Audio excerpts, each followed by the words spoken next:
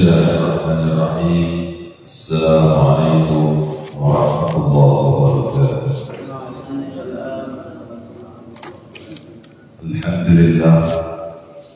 Alhamdulillah rabbil alamin wa bihi nasta'in wa ala umuri dunya waddin. Asyhadu an la ilaha illallah al-malikul haqqul mubin.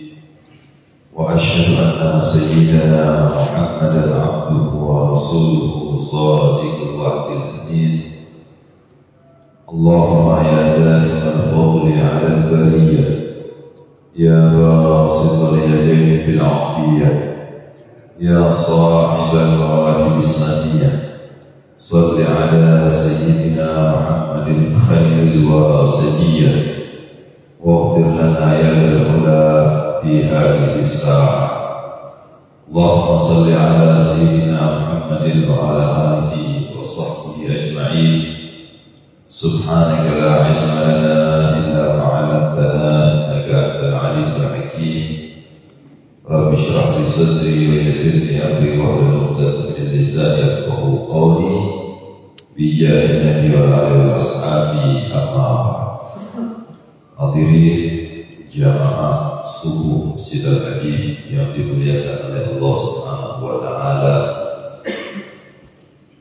Alhamdulillah, di pagi yang cerah ini sama-sama kita bersyukur kehadirat Allah Subhanahu wa taala karena Allah Subhanahu wa taala masih memberikan kesempatan kepada kita untuk bisa hadir menjalankan perintah Allah, bukan salat subuh berjamaah, dan juga kita bersyukur kehadirat Allah karena kita masih berada di dalam satu bulan mulia, yaitu bulan Rajab, bulan yang mana insyaAllah sebentar lagi kita pun akan memperingati satu kejadian besar, peristiwa penting bagi kita ataupun bagi baginda Nabi Muhammad SAW, yaitu Isra Mi'rajnya beliau, perjalanan beliau dari Masjidil Aqsa, dari Masjidil Haram menuju Masjidil Aqsa, kemudian perjalanan beliau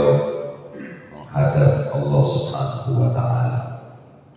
Baginda Nabi Muhammad SAW tatkala bermuajah dengan Rabbul Izzah Allah Subhanahu wa taala, beliau masih ingat kepada kita semuanya, sehingga tatkala beliau bersalam kepada Allah Subhanahu wa taala, dan salam beliau seperti yang kita lakukan setiap bertahiyat di dalam salat, at-tahiyatul mubarakatus salawatut thayyibatu lillah, jawab oleh Allah Subhanahu wa taala, assalamualaikum ayyuhan nabi wa rahmatullahi wa barakatuh. Dijawab lagi oleh baginda Nabi sallallahu alaihi wasallam, assalamu alayna wa ala ibadillahi shalihin. Keselamatan atas kami, kata baginda Nabi Muhammad sallallahu alaihi wasallam, padahal beliau menghadap Allah Subhanahu wa taala dengan diri beliau sendiri, tidak ada yang menemani, bahkan malaikat Jibril berhenti sampai batasnya, tidak bisa melanjutkan untuk menemani baginda Nabi sallallahu alaihi wasallam berjumpa dengan Rabbul Izzah Allah Subhanahu wa taala. Tapi baginda Nabi tatkala berjumpa dengan Rabbul Izzah Allah Subhanahu wa taala, beliau mengucapkan keselamatan atas kami, berarti beliau baginda Nabi Muhammad seakan-akan membawa kita menghadap Allah Subhanahu wa taala, menyampaikan salam kita kepada Allah Subhanahu wa taala, dan itulah perhatian beliau sallallahu alaihi wasallam kepada kita. Sehingga juga terjadi dialog antara beliau dengan Allah Subhanahu wa taala seperti yang diriwayatkan oleh Sayyidatina Aisyah dalam hadis beliau, tatkala Siti Aisyah bertanya kepada baginda Nabi sallallahu alaihi wasallam, "Mada hadath?" Apa yang terjadi kepada engkau ya Rasulullah tatkala engkau qala qausain au adna, ketika engkau berwajah dengan Allah Subhanahu wa taala dan jarak engkau dengan Allah Subhanahu wa taala bagaikan busur dan anak panah, bahkan lebih dekat daripada itu. Kemudian Nabi sallallahu alaihi wasallam bertanya kepada Aisyah, "Aturidina ta'alani, apakah kau ingin tahu apa yang terjadi pada waktu itu, hai Aisyah?" Siti Aisyah menjawab, "Bi Abi Bakr ya Rasulullah." Akhir demi ayah Abu Bakar, wahai Rasulullah, beritahu kepada aku apa yang terjadi pada waktu itu. Dijawab oleh Baginda Nabi sallallahu alaihi wasallam, beliau berkata kepada Allah Subhanahu wa taala, "Ya innaka antal umam ba'dhum bil hijab wa ba'dhum bil masah wa ba'dhum bil fasad." Ya Allah, engkau telah adab umat-umat sebelum kami, ada yang kau adab dengan kau lempari dari batu, dengan batu dari langit, ya Allah. Seperti kaum daripada Nabi Allah Lut alaihissalam, kaum daripada salah satu Bani Israel, ya, mereka dihujani batu yang turun dari langit oleh Allah Subhanahu wa taala. Juga kelompok daripada Abraham yang berniat untuk menghancurkan Ka'bah, mereka juga dibantai oleh Allah Subhanahu wa taala dengan dihujani batu yang dibawa oleh burung ababil. Kemudian ada juga sekelompok kaum yang diadab oleh Allah Subhanahu wa taala bil masah, dengan dikutuk oleh Allah Subhanahu wa taala. Bahkan dalam Al-Qur'an Allah mengatakan kepada Bani Israil, "Kunu qiradatan khasi'in." Jadilah kalian kera-kera yang hina, kata Allah Subhanahu wa taala. Jadi memang kala itu Bani Israil dilarang oleh Allah Subhanahu wa taala untuk mencari ikan di hari Sabtu. Tapi mereka menghina, mengakali hukumnya Allah Subhanahu wa taala. Mereka pasang jaring di hari Sabtu, tapi mereka ambil ikannya di hari Minggu. Diperingatkan oleh Allah Subhanahu wa taala melalui lisan daripada nabi mereka. Tapi mereka tetap bersikeras mempertahankan pendapat mereka. Akhirnya apa yang terjadi? Mereka dikutuk oleh Allah Subhanahu wa taala, dirubah wajah mereka menjadi kera-kera yang hina, naudzubillah. Makanya hadirin dimuliakan oleh Allah Subhanahu wa taala, teori Darwin itu yang mengatakan manusia itu berasal daripada monyet, yaitu golongan mereka orang Yahudi. Kalau kita dikatakan keturunan monyet, kira-kira mau apa tidak? Enggak ada yang mau kita turunan daripada Nabi Allah Adam alaihissalam, kecuali mereka orang Yahudi yang pernah dikutuk menjadi monyet, memang menurunkan orang-orang yang seperti Darwin tersebut. Nah ini mereka Darwin mengatakan manusia itu keturunan monyet, ya golongan ente, bukan golongan anak. Kalau golongan kita, golongan keturunan Nabi Allah Adam alaihissalam. Kemudian kata Nabi SAW, "Ba'duhum bil khasar." Kemudian di antara mereka kau adab, ya Allah, ada yang kau adab dengan engkau tenggelamkan ke dalam bumi. Ada yang kau hancurkan kampung. Bahkan kaum daripada Nabi Allah Lut alaihissalam dibalik kampungnya oleh Allah Subhanahu wa taala. Kalau Nabi Allah Lut keluar daripada kampungnya, yang masyarakat di kampungnya pada waktu itu bermaksiat kepada Allah, menyukai kasih sama jenis atau sekarang kita kenal dengan LGBT, dibalik kampungnya oleh Allah Subhanahu wa taala. Diangkat itu kampung, dibalik oleh Allah Subhanahu wa taala. Bahkan kata ulama, bekas daripada kampung Nabi Allah Lut itu sekarang ini adalah laut mati. Makanya kalau kita ziarah ke laut mati yang ada di seberang daripada Yordania berbatasan dengan Palestina dan Israel, itu kita dilarang sama orang sana untuk mandi karena takut masih ada bekas azabnya Allah Subhanahu wa taala kepada kaumnya Nabi Allah Lut alaihissalam. Nah ini mereka diantaranya dibalik kampungnya oleh Allah Subhanahu wa taala dan ditenggelamkan. Kemudian ada juga yang ditenggelamkan oleh Allah Subhanahu wa taala seperti Qarun. Qarun ini ditenggelamkan oleh Allah Subhanahu wa taala, orangnya bersama harta-hartanya. Ditenggelamkan, Allah masukkan ke dalam bumi. Makanya kalau kita gali di kebun sana, tahu-tahu dapat emas, bilang dapat harta karun. Ini hartanya Qarun yang ditenggelamkan oleh Allah Subhanahu wa taala ke dalam bumi, istilahnya demikian. Jadi memang karena dia tidak bisa bersyukur kepada Allah Subhanahu wa taala, dia menjadi tadinya orang biasa didoakan oleh Nabi Allah Musa mudah menjadi orang yang kaya ya, sehingga gudang daripada hartanya ini tidak kuat ya diangkut oleh 70 onta. Ini tidak mampu 70 onta mengangkat daripada 70 daripada kunci-kunci gudang hartanya Qarun.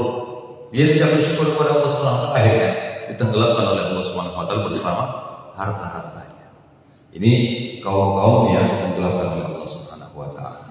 Kemudian kata baginda Nabi sallallahu alaihi wasallam, "Wa ma anta fa'ilun bi ummati ya Rabb." Kemudian apa yang bakal kau lakukan kepada umatku wahai Allah Subhanahu wa taala? Baginda Nabi bertanya kepada Allah, jangan sampai kita ini diadab seperti kaum-kaum terdahulu, kaum Yahudi, kaum Nasrani yang diadab oleh Allah Subhanahu wa taala karena melanggar perintah Allah Subhanahu wa taala. Apa jawab Allah Subhanahu wa taala? Allah menjawab dengan sayangnya Allah kepada baginda Nabi Muhammad, cintanya Allah kepada baginda Nabi Muhammad, sehingga Allah menyayangi kita umatnya. Allah mengatakan, "Unzila alaihim rahmati min 'alamis sama." Aku turunkan rahmatku kepada umatmu wahai Muhammad dari ujung langit, dari langit yang paling tinggi, kata Allah Subhanahu wa taala. Aku akan berikan rahmat untuk umatmu. Ini karena cintanya Allah kepada baginda Nabi Muhammad dan sayangnya Allah kepada kita umatnya baginda Nabi Muhammad, lantaran Allah cinta kepada baginda Nabi Muhammad sallallahu alaihi wasallam. Kemudian wa ubaddilu sayyi'atihim hasanat, dan aku akan gantikan kejelekan-kejelekan mereka dengan kebaikan-kebaikan. Makanya umat baginda Nabi Muhammad ini paling mudah kalau dia bermaksiat kepada Allah Subhanahu wa taala, dia taubat, ya dia amal kejelekan itu bisa digantikan oleh Allah Subhanahu wa taala dengan amal-amal yang baik. Seperti dalam satu hadis Nabi sallallahu alaihi wasallam, ya Allahumma shalli ala Muhammad, wa atbi'is sayyi'atal hasanata tamhuha, dan ikuti perbuatan jelek kalian dengan perbuatan baik, niscaya perbuatan baik tadi akan menghapuskan perbuatan-perbuatan jelek kalian. Ini hadis dari Nabi SAW. Jadi kalau kita na'udzubillah pernah beramal maksiat, iringi dengan amal baik sehingga maksiat tadi tertutup dengan amal-amal yang baik. Maka dari itu Allah mengatakan, aku akan gantikan perbuatan jelek mereka dengan perbuatan-perbuatan yang baik. Kemudian Allah juga mengatakan, wa fid dunya asturu usra, dan di dunia aku akan tutup orang-orang daripada umat Muhammad yang bermaksiat kepada Allah Subhanahu wa taala. Orang-orang yang bermaksiat kepada Allah ditutup aibnya oleh Allah Subhanahu wa taala, tidak diperlihatkan aibnya seperti umat-umat terdahulu. Kalau Bani Israil mereka bermaksiat kepada Allah Subhanahu wa taala, mereka bermaksiat di malam hari, misalnya mereka mencuri di malam hari, pagi hari sudah ditulis oleh Allah Subhanahu wa taala depan pintu rumahnya, fulan maling. Kalau dia berzina, besok pagi muncul di depan pintu rumahnya, fulan zani, dia berzina. Jadi tidak ada yang bisa mengelak daripada hukumnya Allah Subhanahu wa taala. Zaman itu tidak butuh polisi, tidak butuh pengacara, tidak butuh jaksa, karena Allah langsung menampakkan kesalahan-kesalahan mereka.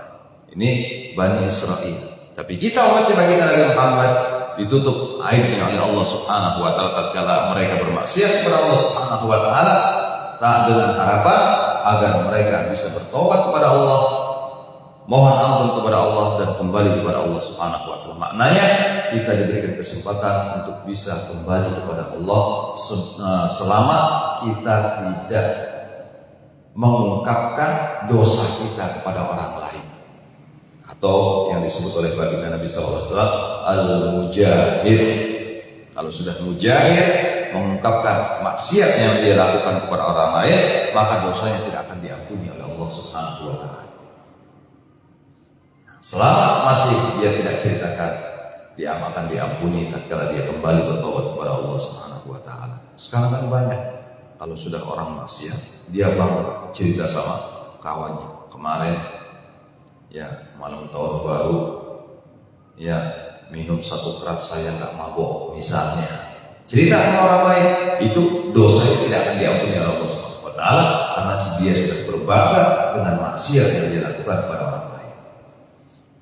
Wa fid dunya asrul kata Allah Subhanahu wa taala, dan mereka di dunia aku akan tutup orang-orang yang bermaksiat daripada umat Muhammad.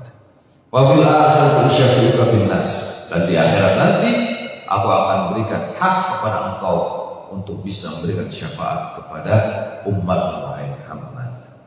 Jadi semua umatnya baginda Nabi Muhammad akan masuk surganya Allah Subhanahu wa taala. Sesuai sabda baginda Nabi sallallahu alaihi wasallam, kullu ummati yadkhuluna al-jannah. Setiap daripada umatku mereka akan masuk surga Allah Subhanahu wa taala. Illa man aba, kecuali yang enggak mau. Wa man ya'ba ya Rasulullah, siapa yang enggak mau masuk surga ya Rasulullah? Man ata'ani dakhala al-jannah wa man asani faqad aba. Barang siapa yang taat kepada aku, pada baginda Nabi Muhammad, dia akan masuk surganya Allah Subhanahu wa taala, dan barang siapa yang tidak taat kepada aku, maka dia yang tidak ingin masuk surganya Allah Subhanahu wa taala. Jadi orang-orang yang taat kepada Allah, taat kepada baginda Nabi Muhammad, sudah pasti akan masuk surganya Allah Subhanahu wa taala. Allahumma ja'alna minhum, semoga kita Allah jadikan golongan orang-orang yang masuk surganya Allah Subhanahu wa taala. Amin ya rabbal alamin. Bapak-bapak, ibu-ibu yang dimuliakan oleh Allah Subhanahu wa taala. Maka dari itu, alhamdulillah kita bersyukur kepada Allah Subhanahu wa taala, kita dipilih oleh Allah menjadi umat baginda Nabi Muhammad sallallahu alaihi wasallam yang begitu disayang, diperhatikan, dimanja oleh Allah Subhanahu wa taala, dan diberikan semua fasilitas berkat kecintaan Allah kepada baginda Nabi Muhammad sallallahu alaihi wasallam. Nikmat yang paling besar yang wajib kita syukuri.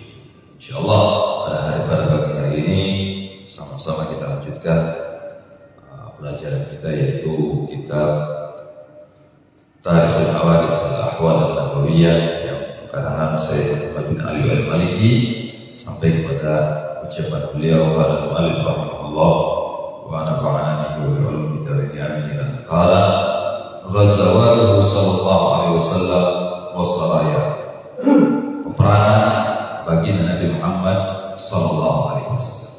Ghazwa dengan sariyah, kalau kita terjemahkan dengan bahasa Indonesia artinya sama peperangan, tapi ada perbedaan. Kalau ghazwa ini diterangkan nanti, al-ghazwatu hiya al-mashhad alladhi hadarahu sallallahu alaihi wasallam. Kalau ghazwa adalah peperangan yang dihadiri oleh baginda Nabi Muhammad sallallahu alaihi wasallam. Ya, ghazwa itu peperangan yang dihadiri oleh baginda Nabi sallallahu alaihi wasallam. Seperti ghazwat Uhud, perang Uhud, ghazwat Badar, perang Badar, itu dihadiri kedua-duanya oleh baginda Nabi Muhammad sallallahu alaihi wasallam. Jadi kadang baginda Nabi Muhammad beliau ikut perang, turun ke medan perang. Kadang beliau juga hanya mengutus sahabat, menjadikan salah seorang sahabat sebagai panglimanya, kemudian diutus untuk memerangi kaum musyrikin. Ini namanya sariyah. Kalau syariah di sini disebutkan hiya allati la yahduruhu biha sallallahu alaihi wasallam. Ya, syariah adalah peperangan yang tidak dihadiri oleh baginda Nabi Muhammad sallallahu alaihi wasallam. Jadi baginda Nabi Muhammad hanya mengutus sahabat-sahabatnya dan menjadikan salah seorang sahabat sebagai pemimpin panglimanya, kemudian diutus oleh beliau untuk memerangi orang kafir, orang musyrik pada waktu itu. Nah, ini namanya syariah. Syariah banyak, lebih banyak daripada ghazwa. Dalam sejarah dikatakan syariahnya baginda Nabi sallallahu alaihi wasallam, yang para sahabat yang diutus oleh baginda Nabi sallallahu alaihi wasallam untuk berperang itu banyak. Ya, tapi perang yang dihadiri oleh baginda Nabi sallallahu alaihi wasallam lebih sedikit daripada syariah. Ya, kemudian innama ba'atha man yanubu anhu fi qiyadatil jaysh. Ya, kalau syariah tadi ya bahwasanya baginda Nabi sallallahu alaihi wasallam mengutus orang yang mewakili beliau di dalam memimpin pasukan. Nah, ini namanya syariah. Beliau tidak hadir dalam perang, tapi beliau mengutus satu orang pemimpin pasukan kaum muslimin. Wa qad ikhtalafa ulama tarikh fi 'adad ghazawatihi sallallahu alaihi wasallam wa akthar ma qila anna huna 27 wa qila aqall min dhalik. Ulama berselisih pendapat. Ya, ada khilaf ulama, selisih pendapat ulama sejarah tentang jumlah daripada ghazwah, perang yang dihadiri oleh baginda Nabi sallallahu alaihi wasallam.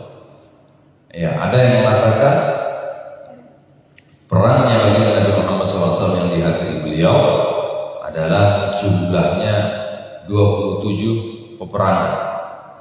Ada yang mengatakan lebih daripada 27. Ada yang mengatakan kurang daripada 27. Tapi yang masyhur adalah 27 kali beliau ikut berperang bersama kaum muslimin. Itu yang mu'tamad,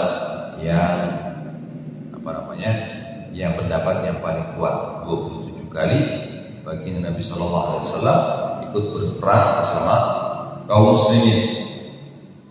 Ya, seperti halnya di sini disebutkan wa kana al-qital fi tis'in minha Badar, yaitu perang Badar. Perang Badar ini dihadiri oleh baginda Nabi sallallahu alaihi wasallam.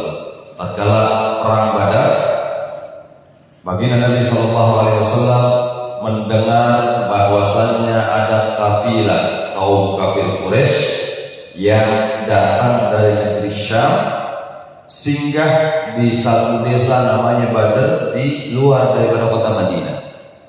Jadi orang-orang kafir Quraisy ini kalau sudah musim panas mereka berdagang ke negeri Syam. Syam ini posisinya utara daripada kota Madinah, di atas kota Madinah. Itu negeri Syam. Sehingga dari Mekah melewati Madinah, kemudian sampai ke Syam. Syam ini Palestina, Lebanon, Yordania, ini daerah Syam. Syria itu masih daerah Syam. Jadi kalau mereka musim dingin berdagang ke negeri Syam, orang-orang Quraisy pada waktu itu. Tapi kalau sudah musim panas, mereka berdagang ke negeri Syam. Tapi kalau sudah musim dingin, mereka berdagang ke negeri Yaman, karena Yaman lebih panas daripada Mekah. Nah, jadi dibalik oleh mereka. Nah, jadi kalau mau berdagang ke Syam, mesti melewati Madinah. Nah, pulang dari Syam, mereka sering mampir di daerah namanya Badr untuk singgah dan mengambil air, karena situ ada sumur yang biasa diambil oleh kafilah yang lewat, mengambil air di situ, istirahat di situ, bikin kemah di situ, yang mempersiapkan diri untuk melanjutkan perjalanan menuju Mekah. Ya, Nabi Muhammad SAW mendengar ada kafilah kaum kafir Quraisy yang akan pulang dari negeri Syam menuju Mekah dan akan singgah di Badar yang dipimpin oleh Abu Sufyan pada waktu itu. Kemudian baginda Nabi sallallahu alaihi wasallam mengajak kaum muslimin, beberapa orang kaum muslimin untuk menghadang daripada kafilah tersebut. Ya, menghadang dan mengambil alih harta mereka, karena orang-orang kafir Quraisy juga mengambil harta-hartanya kaum muhajirin yang hijrah dari kota Mekah ke kota Madinah. Mereka orang-orang yang berada di kota Mekah, kaum muhajirin yang hijrah ke kota Madinah, mereka tidak bawa apa-apa. Padahal mereka ada sebagian mereka orang yang kaya, tapi hartanya dirampas oleh orang-orang kafir Quraisy. Abu Bakar nggak bawa apa-apa tatkala hijrah bersama baginda Nabi Sallallahu Alaihi Wasallam. Semua sahabat-sahabat juga tidak membawa harta. Bahkan ada seorang sahabat yang dia itu berasal daripada Romawi, kemudian masuk ke Mekah, memeluk agama Islam bersama baginda Nabi Muhammad. Beliau berdagang di kota Mekah sehingga menjadi orang yang kaya. Tatkala mau hijrah ke kota Madinah, diambil alih hartanya oleh orang kafir Quraisy. Nggak boleh keluar dari Mekah membawa harta. Mereka katakan, kamu ini kaya di Mekah, hartamu ini hartanya orang Mekah, kamu bisnis di sini berarti hartanya orang Mekah. Nggak boleh keluar dari Mekah membawa hartanya. Dirampas semuanya oleh orang-orang kafir Quraisy pada waktu itu. Maka dari itu, tatkala ada kafilah dagang mereka yang singgah ke Badar, baginda Nabi mengumpulkan orang-orang para sahabatnya, khususnya Muhajirin, untuk menyergap, ya, mengambil alih harta orang-orang Quraisy tadi sebagai balasan, ya, harta mereka yang dirampas oleh orang-orang Quraisy. Makanya baginda Nabi SAW tidak berniat perang pada waktu itu karena memang tujuannya hanya merampas saja. Ya, makanya beliau hanya membawa 313 pasukan, 313 kaum muslimin yang ikut Ghazwatul Badar bersama baginda Nabi sallallahu alaihi wasallam, perang Badar bersama baginda Nabi sallallahu alaihi wasallam. Bawa kuda hanya beberapa kuda yang dibawa. Peralatan pun sangat sederhana, enggak semuanya bawa pedang. Pedang pun pedang-pedang yang sudah usang yang dibawa oleh para sahabat pada waktu itu.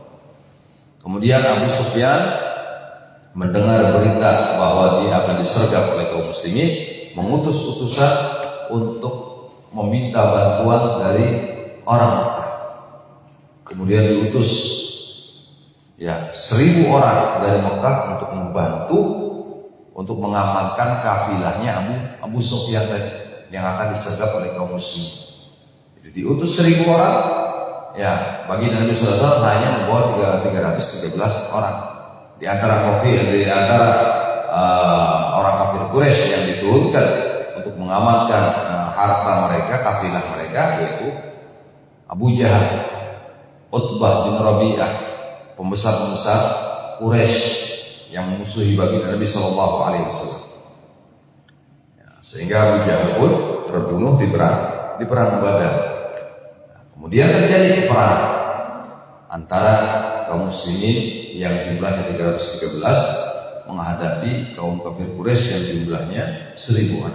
Tidak sebanding 3-1. Tapi Allah Subhanahu wa taala, ya, membantu kaum muslimin dengan menurunkan para malaikat dan arwah-arwahnya orang soleh untuk membantu perang Badar, sehingga mereka kaum muslimin mengalami kemenangan di perang Badar. Ada cerita, ya, di perang Badar tersebut ada seorang sahabat yang ikut perang. Kemudian subhanallah pedangnya patah. Karena pedang yang dibawa ini adalah pedang yang sudah tua-tua, rusak, bukan pedang-pedang yang baru. Akhirnya dia berlari kepada baginda Nabi SAW. Ya Rasulullah, bagaimana aku akan meneruskan perang? Pedangku ini patah ya Rasulullah. Akhirnya apa yang terjadi? Baginda Nabi SAW mengambil sepotong kayu, dilemparkan kepada orang tersebut. Subhanallah, berkat mukjizat baginda Nabi SAW, kayu itu, ya, setajam daripada pedang sehingga bisa memerangi orang-orang kafir Quraisy pada waktu itu. Ada juga tatkala perang Badar, ada 2 orang anak-anak, yang satu umur 9 tahun, satu umur 10 tahun, ikut perang bersama baginda Nabi SAW. Sebelum berhadapan perang, ya, berhadapan antara kaum muslimin dengan kaum kafir Quraisy, dia tanya kepada salah seorang sahabat, wahai paman, mana yang namanya Abu Jahal? Kemudian kata sahabat ini mengatakan, ada apa kau tanya Abu Jahal? Iya, dia ini sudah sangat-sangat zalim kepada baginda Nabi Sallallahu Alaihi Wasallam. Kami ingin membalasnya, wahai paman. Kata sahabat ini, itu misalnya, ya, yang pakai kuda coklat, itu yang pakai kuda coklat. Langsung 2 anak ini meluncur ke medan perang, ya, menghampiri Abu Jahal, kemudian mengayunkan pedangnya mengenai kudanya dan terjatuh Abu Jahal. Abu Jahal terjatuh, kemudian dia terluka. Nah, dia balik, 2 anak ini kembali kepada baginda Nabi SAW. Ya Rasulullah, aku berhasil membunuh daripada Abu Jahal, kata 2 anak. Namanya anak-anak bilang kepada baginda Nabi SAW. Kemudian kata baginda Nabi, siapa yang duluan membunuh Abu Jahal? Kami ya Rasulullah. Hanya dilihat dua-duanya berarti kalian berdua, ya, disenangkan hati mereka oleh baginda Nabi SAW. Kalian berdua yang sudah membunuh musuhnya Allah Subhanahu wa taala, kata baginda Nabi SAW. Kemudian di tempat itu di tempat baginda Nabi SAW, ya, ada Abdullah bin Mas'ud. Abdullah bin Mas'ud ini, ya, pernah dizalimi oleh Abu Jahal waktu di Mekah. Abdullah bin Mas'ud ini pernah waktu di Mekah, waktu beliau belajar dengan baginda Nabi SAW, diumumkan oleh baginda Nabi, siapa di antara kalian yang berani berdiri di depan Darun Nadwah. Darun Nadwah ini satu bangunan di depan daripada Ka'bah, di depan daripada Masjidil Haram, tempat musyawarahnya orang kafir Quraisy. Pembesar-pembesar Quraisy kumpul di situ untuk musyawarah. DPR-nya orang Quraisy. Jadi kumpul, ya kata baginda Nabi SAW, siapa yang berani ya menyampaikan ayat Allah Qul huwallahu ahad, surat Al-Ikhlas. Kemudian tidak ada yang menjawab kecuali Abdullah bin Mas'ud mengangkat tangan. Aku ya Mas'ud. Abdullah bin Mas'ud ini seorang sahabat yang perawakannya kecil. Ya orangnya kecil, enggak tinggi besar enggak, tapi kecil. Akhirnya lari Abdullah bin Mas'ud di depan Darun Nadwah, naik ke atas batu, dia bilang, Qul huwallahu ya ma'asyiral Quraisy, wahai segenap orang Quraisy, dia bilang, Qul huwallahu ahad, Allahus samad, lam yalid wa lam yulad wa lam yakul lahu kufuwan ahad. Langsung datang Abu Jahal menemui Abdullah bin Mas'ud ini, kemudian dijewer kupingnya Abdullah bin Mas'ud sampai robek itu kuping. Karena Abu Jahal ini orang tinggi besar, sampai luka daripada kupingnya Abdullah bin Mas'ud, sehingga lari ke hadapan baginda Nabi SAW dengan bercucuran darah dari telinganya. Di samping baginda Nabi SAW ada malaikat Jibril. Melihat kejadian itu, tertawa malaikat Jibril alaihissalam. Kata baginda Nabi SAW, wahai Jibril, ini sahabatku lagi susah, kenapa kau ketawa? Diam malaikat Jibril. Subhanallah, di perang Badar, tatkala Abu Jahal terjatuh oleh dua anak tadi, Abdullah bin Mas'ud dengar, kata Abdullah bin Mas'ud, kesempatan saya balas dendam. Perangkat Abdullah bin Mas'ud, ya, dia pernah dizalimi oleh Abu Jahal ke tengah ma'arakah, ke tengah daripada medan perang tadi. Ternyata dia lihat Abu Jahal sudah terjatuh, langsung dinaikin oleh dada dia dinaiki oleh Abdullah bin Mas'ud dan ingin dipenggal kepala. Kata Abu Jahal, wahai Abdullah, tunggu, jangan engkau penggal aku dari sebelah leher. Kalau mau penggal aku dari sebelah dada. Kenapa? Ya, karena kalau engkau penggal aku dari sebelah leher, kepalaku kelihatan kecil. Tapi kalau engkau penggal dari sebelah dada, kepalaku terlihat besar.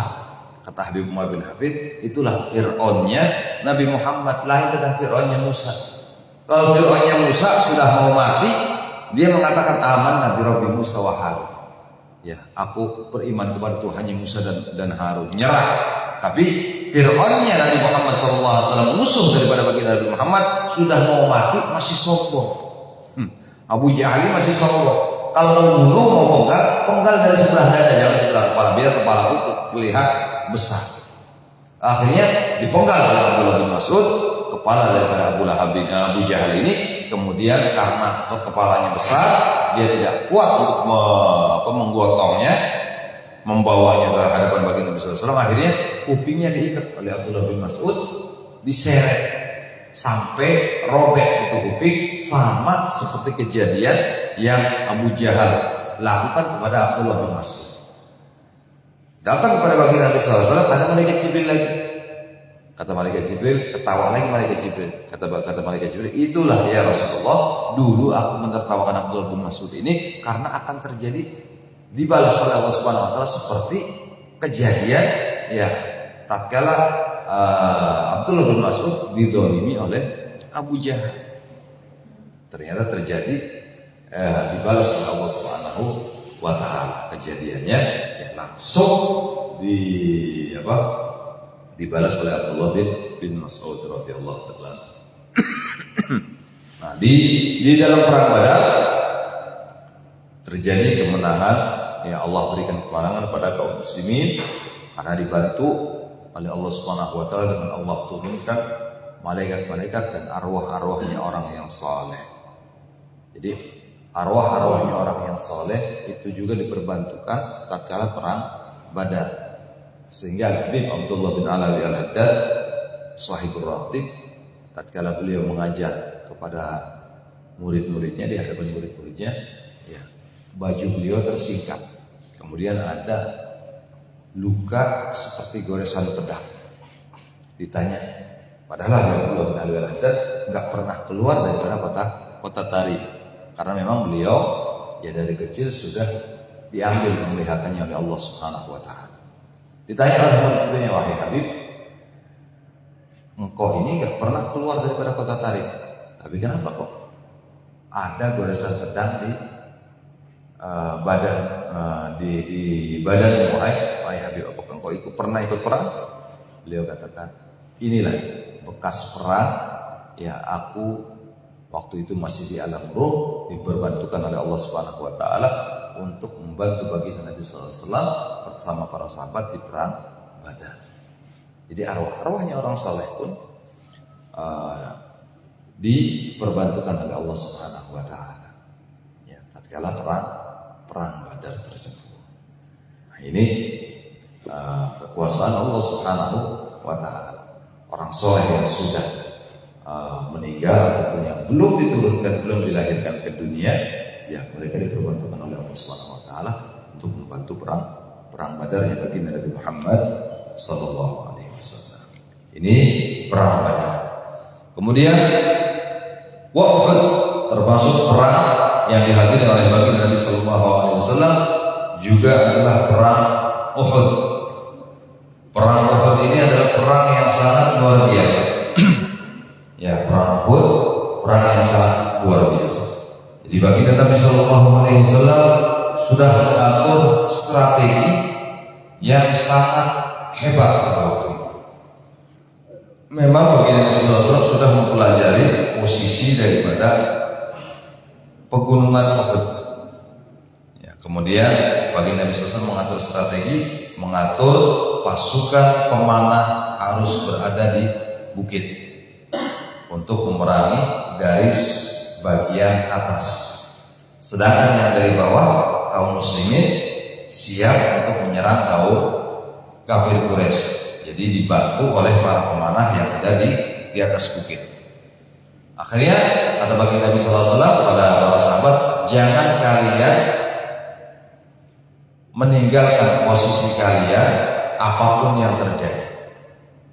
Di ronde pertama, ya istilahnya ronde pertama, pertempuran pertama, kaum muslimin mengalami kemenangan telak atas orang kafir Quraisy. Menang kaum muslimin. Kemudian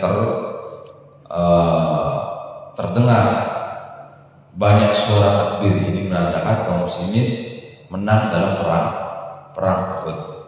Kemudian mendengar yang di bawah bukit mengucapkan takbir, ya habis itu mereka mengambil harta rampasan perang. Para pemanah yang ada di bukit tergiur dengan rampasan perang. Mereka tergiur dengan dunia, sehingga mereka melanggar perintah baginda Nabi sallallahu alaihi wasallam. Turun mereka ikut mengambil harta rampasan. Ternyata orang kafir Quraisy punya strategi. Memang mereka sengaja mengalah di ronde pertama, tapi mereka punya satu pasukan khusus, pasukan kavaleri, ya, pasukan berkuda mereka yang dipimpin waktu itu oleh Khalid bin Walid sebelum beliau masuk Islam, memutar daripada gunung Uhud dan menyerang balik kepada kaum muslim. Yang pemanah yang di atas bukit turun, ya pasukan Khalid bin Walid memutar kemudian menyerang mereka. Akhirnya kaum muslimin kocar-kacir. Terjadi kekalahan perang di perang Uhud. Sampai paman baginda Nabi sallallahu alaihi wasallam Hamzah bin Abdul Muttalib terbunuh di perang Uhud. Hamzah bin Abdul Muttalib ini ya terbunuh oleh Wahsy. Wahsy ini adalah budak daripada Hindun, istrinya Abu Sufyan.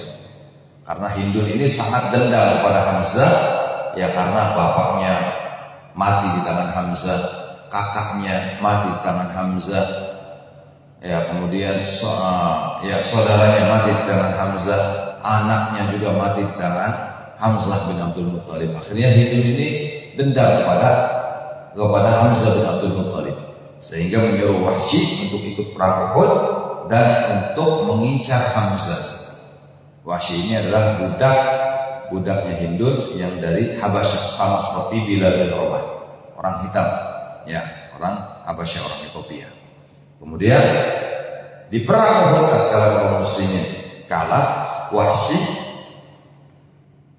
menombak daripada Hamzah bin Abdul Muthalib tepat di dada beliau radhiyallahu taala anhu, dan Hamzah bin Abdul Muthalib tersungkur jatuh.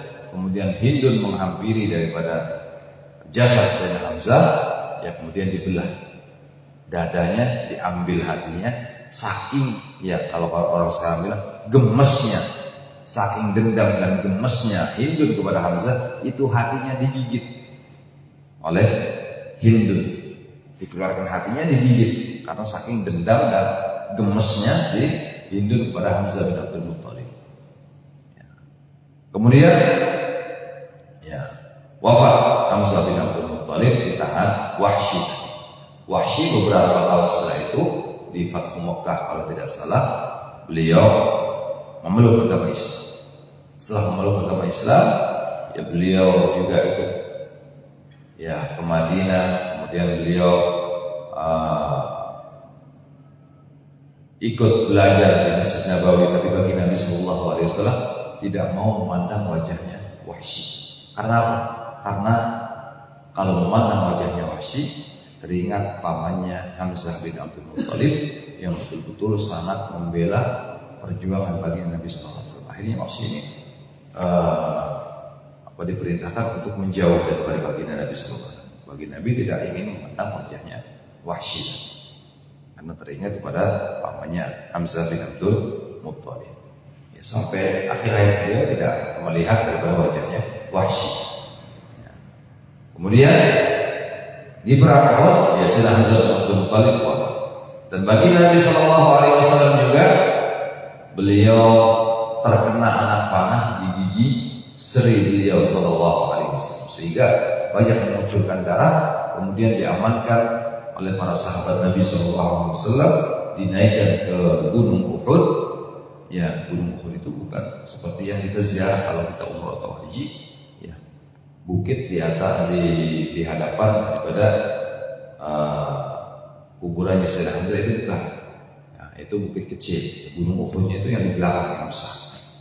Gunung yang besar yang kelihatan hijau itu gunung batu, Gunung Uhud. Kalau itu bukan Jabal Uhud, hanya gundukan bukit sedikit, ya, itu bukan Jabal Uhud. Jabal Uhud itu yang di belakangnya. Nah, di situ banyak gua-gua, ya, yang masih, ya, banyak gua-gua yang biasanya ditempati, ya, untuk istirahatnya para orang-orang yang mengembala kambing. Tatkala Nabi SAW terkena gigi serinya oleh panahnya orang kafir Quraisy, bercucuran darah bagi Nabi SAW, sehingga diamankan oleh para sahabat, dimasukkan ke dalam salah satu gua yang ada di Jabal Uhud tadi. Dinaikkan oleh Nabi SAW, kemudian dimasukkan ke dalam gua dan dijaga oleh para sahabat-sahabat Nabi. Beberapa orang tetap masuk ke dalam gua, ya, ada satu orang menjaga pintu gua sampai sahabat yang menjaga pintu gua ini wafat, ya, dengan punggungnya penuh daripada anak panah, karena melindungi baginda Nabi Shallallahu Alaihi Wasallam dari panahan orang-orang kafir Quraisy. Matinya seperti landak, wafatnya seperti landak, penuh dengan anak panah di punggung beliau radhiyallahu taala. Kemudian di dalam baginda Nabi SAW diamankan oleh beberapa orang sahabat, di antaranya sahabat Malik bin Sinan. Malik bin Sinan ikut bersama baginda Nabi Sallallahu Alaihi Wasallam, ya, mengamankan beliau Sallallahu Alaihi Wasallam. Tatkala dalam gua, Malik bin Sinan ini punya inisiatif, punya ide untuk membersihkan lukanya baginda Nabi Muhammad Sallallahu Alaihi Wasallam yang mengotori wajah beliau. Akhirnya dia ambil sorbannya penuh dengan debu, karena memang perang di padang pasir penuh dengan debu. Debunya naik kalau sudah perang. Kalau sudah selesai perang baru turun itu debu. Jadi sorbannya penuh dengan debu, jubahnya juga penuh dengan debu. Apa yang dia bawa tidak lepas daripada debu semua. Akhirnya beliau punya inisiatif membersihkan luka bagi Nabi SAW dengan lidahnya. Dijilat semua lukanya bagi Nabi yang ada di wajah beliau. Ya, kemudian kata baginda Nabi SAW, ya Malik mujud, wahai Malik ludahkan. Iya ya Rasulullah, tapi tidak diludahkan oleh Malik bin Sinan, malah ditelan darahnya oleh Malik bin Sinan. Sampai 3 kali baginda Nabi mengatakan Malik mujud, ditelan lagi oleh Malik bin Sinan. Malik mujud, ditelan lagi oleh Malik bin Sinan. Kemudian setelah kejadian itu, baginda Nabi SAW di dalam gua, beliau menunduk, seakan-akan ingin mengambil keputusan. Para sahabat tegar semuanya, tegar. Oh, apa ini yang bakal baginda Nabi SAW dalam pikiran mereka? Apa yang bakal baginda Nabi SAW memberikan daripada hukuman kepada Malik bin Sinan karena sudah tidak taat kepada perintah baginda Nabi SAW. Diam baginda Nabi SAW beberapa saat, kemudian beliau mengangkat kepala beliau, ya, kemudian mengatakan kepada para sahabat, wahai sahabat-sahabatku, tahukah kalian penduduk surga yang masih ada di muka bumi? Kata para sahabat, kami ingin tahu ya Rasulullah. Siapa gerangan orang tersebut ya Rasulullah? Dialah sahabat kalian Malik bin Sinan. Dia penduduk surga yang masih berada di muka bumi. Kemudian setelah selesai kejadian itu, ditanya Malik bin Sinan, wahai Malik, kenapa tatkala baginda Nabi SAW memerintahkan engkau untuk meludahkan ya bekas lukanya, malah engkau telan wahai Malik? Iya, kata Malik bin Sinan, aku sengaja menelan bekas luka baginda Nabi SAW yang aku jilat. Karena kalau aku ludahkan luka tersebut, ya bekas darah tersebut, ya aku takut ya darah baginda Nabi SAW ini terinjak-injak orang dan terhina. Makanya aku amankan di tempat yang paling aman, yaitu di dalam perutku, kata Malik bin Sinan. Tapi berkat apa yang dia lakukan, dia mendapatkan jaminan masuk surga dari baginda Nabi Muhammad SAW. Penduduk surga yang masih ada di muka bumi, itulah Malik bin Sinan. Di perang Uhud, kaum muslimin mengalami kekalahan perang yang sangat fatal. Banyak daripada sahabat yang terbunuh di perang Uhud karena mereka para pemanah melanggar perintah baginda Nabi Sallallahu Alaihi Wasallam. Ini karena melanggar perintah baginda Nabi, langsung ya diberikan hukuman oleh Allah Subhanahu Wa Taala, kalah perang di perang Uhud. Nah, ini kejadian atau perang Uhud, perang yang dihadiri oleh baginda Nabi Muhammad Sallallahu Alaihi Wasallam. Kemudian wal Quraisy, perang Quraisy. Nah, ini nanti insyaallah di pertemuan yang akan datang, nah, kita akan bercerita tentang perang Quraisy. Bagaimana ya dengan berhadapan dengan siapa kaum muslimin perang Quraisy. Kemudian kita lewat dulu perang Quraisy. Kemudian kita ya perang Khandaq, wal Khandaq, perang Khandaq, perang yang dihadiri oleh baginda Nabi Sallallahu Alaihi Wasallam.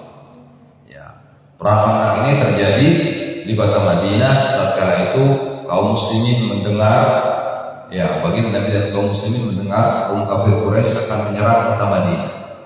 Pada waktu itu, ya seorang budak dari Persia yaitu Salman Al-Farisi sudah memeluk agama Islam dan ikut hijrah bersama baginda Nabi Sallallahu Alaihi Wasallam.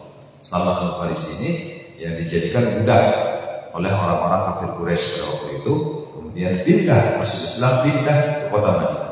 Orang-orang Persia ini ya juga termasuk orang-orang yang pintar di dalam strategi peperangan. Bermusyawarah baginda Nabi dengan para sahabatnya untuk menghalau jangan sampai orang-orang kafir Quraisy ini bisa masuk ke kota Madinah. Akhirnya ada beberapa usulan daripada sahabat, dan di antara usulan itu adalah usulannya Salman Al-Farisi. Salman Al-Farisi mengusulkan seperti perang di Persia, bagaimana ya Rasulullah kalau kita menggali khandak, menggali parit di sekeliling kota Madinah agar orang kafir Quraisy ini tidak bisa masuk ke dalam kota Madinah. Akhirnya disetujui oleh baginda Nabi SAW dan para sahabat. Akhirnya mereka, para sahabat dan baginda Nabi, menggali parit sekeliling kota Madinah, sampai di saat itu ada satu batu besar yang tidak bisa dipecahkan oleh para sahabat. Baginda Nabi SAW langsung turun ke tempat menggali parit. Beliau juga ikut menggali parit bersama para sahabat Nabi sallallahu alaihi wasallam. Ini seorang pemimpin. Bagi Nabi sallallahu alaihi wasallam seorang pemimpin, ya seorang utusan Allah Subhanahu wa taala, pemimpin ikut terjun di dalam gotong royong tadi. Ikut gotong royong bersama para sahabat menggali parit ya untuk mengamankan kota Madinah. Sehingga terdapat batu besar yang tidak bisa dipecahkan oleh para sahabat. Turun bagi Nabi sallallahu alaihi wasallam, beliau dengan mukjizat beliau itu batu pecah. Ya, beliau berdoa dan mukjizat bagi Nabi sallallahu alaihi wasallam, batu itu pecah dengan sekali pukul oleh bagi Nabi sallallahu alaihi wasallam. Pecah, kemudian dilanjutkan yang menggali parit. Setelah selesai parit semuanya tergali, baru orang-orang kafir Quraisy datang. Kaum muslimin sudah mempersiapkan segalanya. Kaum kafir Quraisy datang ingin menyerbu kota Madinah. Tatkala ya kuda-kuda mereka melewati parit, banyak yang tersungkur jatuh, tidak sampai melewati parit tersebut, kecuali satu ya kuda daripada Amr bin Abdul Wud. Amr bin Abdul Wud ini pendekarnya orang Quraisy, jawarannya orang Quraisy yang hanya bisa kudanya melompati parit tadi sampai ke ujung. Kemudian ya Amr bin Abdul Wud ini berkeliling di hadapan pasukan kaum muslimin. Dia katakan, hal min mubaris, adakah salah satu kalian yang ingin duel dengan aku? Kata Sayyidina Ali pada waktu itu, diam semua para sahabat, karena tahu Amr bin Abdul Wud ini adalah jawarannya orang Quraisy. Sayyidina Ali sudah geram kepada Amr bin Abdul Wud, bilang kepada Nabi sallallahu alaihi wasallam, ya Rasulullah, biar aku yang menghadapi Amr bin Abdul Wud. Kata bagi Nabi, innahu Amr bin Abdul Wud ya Ali.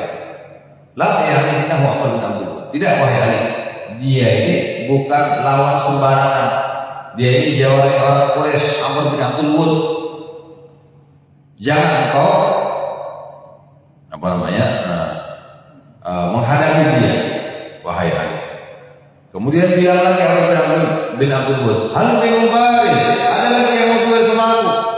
Sayyidina Ali mengatakan lagi kepada baginda Nabi Muhammad, biar aku ya Rasulullah. La ya Ali, tidak wahai Ali. Sampai 3 kali Amr bin Abdul Wud mengatakan hal min mubaris.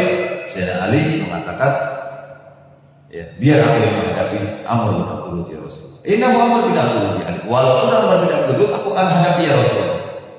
Akhirnya diberikan pedang Dzulfikar oleh baginda Nabi sallallahu alaihi wasallam untuk menghadapi Amr bin Abdul Wud. Ya, tatkala berhadapan, apa kata Amr bin Abdul Wud? Kalau orang zaman sekarang bilang, anak ingusan mau menghadapi saya. Anak baru kemarin sore, waktu itu Sayyidina Ali umurnya baru 17 tahun menghadapi Amr bin Abdul Wud. Anak kemarin sore menghadapi aku, jawarannya orang Quraisy. Gak bakal mampu kamu wahai Ali. Ya, kata Sayyidina Ali, siapa takut? Kalau orang sekarang siapa takut menghadapi engkau wahai Amr bin Abdul Wud. Akhirnya terjadi peperangan, duel antara Amr bin Abdul Wud dan Sayyidina Ali radhiyallahu anhu. Terjadi duel dengan kekuatan Sayyidina Ali dan tajamnya pedang Dzulfikar. Ya, kemudian terbunuh Amr bin Abdul Wud. Pada waktu itu debu naik ke atas semua, sampai tidak terlihat mana Sayyidina Ali, mana Amr bin Abdul Wud. Ya, kemudian terdengar suara takbir Allahu Akbar dari Sayyidina Ali. Ini menandakan bahwasanya Sayyidina Ali menang dalam peperangan. Tahu-tahu debu itu turun, Amr bin Abdul Wud masih tetap di posisinya, Sayyidina Ali pun tetap di posisinya.